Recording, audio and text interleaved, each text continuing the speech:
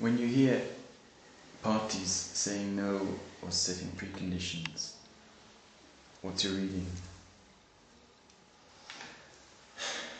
I don't know if the parties are like that. I'm trying to get them, if I can, to do that. Yeah. So, Yeah.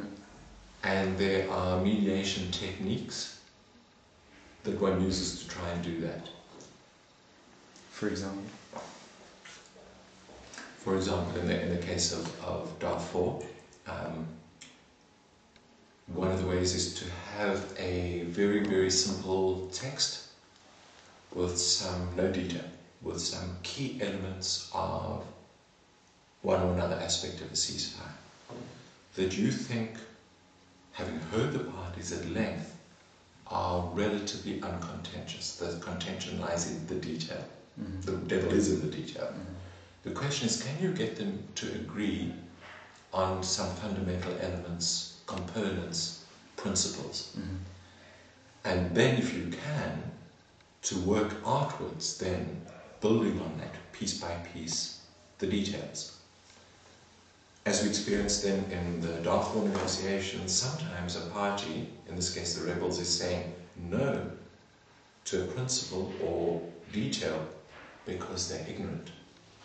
And they won't say in the negotiating chamber that they're ignorant, but they might, if you have trust built with them, say to you privately, they don't understand these things. Mm-hmm. What is an assembly area that they're meant to be confined to? So another technique is to bring in experts that can advise the parties technically on options. And when the parties become more knowledgeable, they become more confident. And when they're more confident, they may be more flexible in the negotiations. A related technique is to allow parties to have advisors of their choice that are technically strong and competent. And that helps to alleviate their feeling of ignorance and disempowerment. A further technique, to try, it doesn't always work, and it's not likely perhaps to work in the kind of Darfur case, but if I'm mediating in Cape Town, where I live, I'm trying to depoliticize highly politicized issues and make them technical for a while. In other words, let's strip the politics of this issue, transport, health, education. Of course it's political. And then one party is fighting with another party, and the one controls the city and the other controls the provincial government. Strip the politics of this thing for a while. Let's look at this as a technical problem and bring in technical experts, and let's see what the right technical solution will be. And then we bring the politics back in, we have to. So we're not pretending politics are irrelevant. We're trying to take it out of the room for a little while. Politicians get out. Let some technical experts get on with exploring the issue. And the politicians will very often say, fine, we'll do that. If we come up with a good technical solution, the job then is to sell this to the political party separately, so that they don't have to back down in front of each other.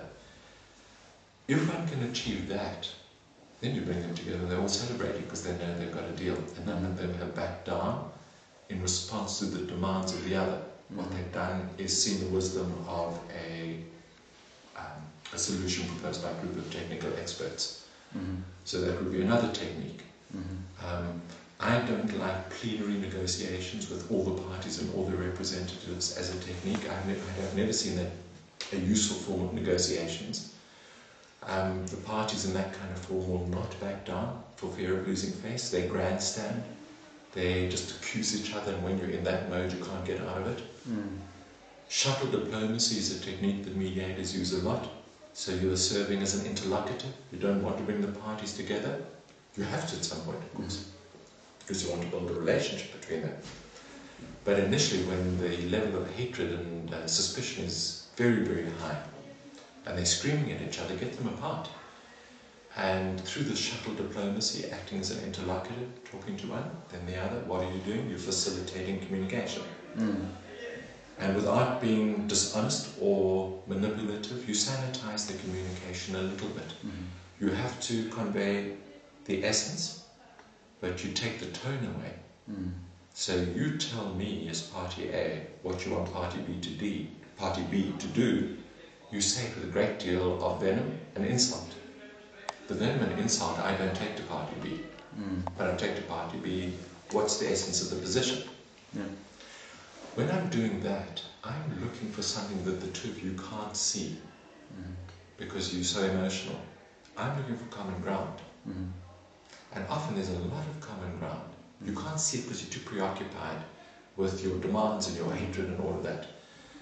So if I can point out to the two of you separately that there's in fact quite a lot of common ground, it makes you start feeling a little more relaxed. And I'm working to the point at which I either have a complete agreement on a particular topic, or at least a partial agreement that I want to bring you together.